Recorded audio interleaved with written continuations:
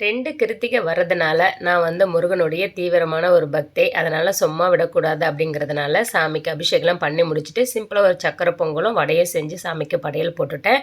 ஆடி மாசம் கடைசியில 31ஆம் தேதி வர அன்னைக்கு நல்ல ஒரு விருந்தோட ரெடி பண்ணி சாமி கும்பிடலான்ட்டு ஒரு பிளான் மாத்தியாச்சு. கல்யாணம் ஆன புதுசுல பார்த்தீங்கன்னா, ஆஹா, ஓஹோன்லாம் சொல்லி ஹஸ்பண்ட் சைட்ல நல்லாவே பார்த்துக்கிட்டு இருப்பாங்க. ஒரு 5, 6 வருஷம் நல்லா போகும்னு வச்சுக்கோங்களேன். அதுக்கப்புறம் பார்த்தீங்கன்னா, ரொம்ப கஷ்டமா இருக்கும். அடிக்காத ஆண்கள் கூட அடிக்க ஆரம்பிச்சுருவாங்க. பயங்கரமா திட்ட ஆரம்பிச்சுருவாங்க. என்னடா வாழ்க்கை இது? எதுக்கு தான் வாழ்றோம்னே தெரியலையே!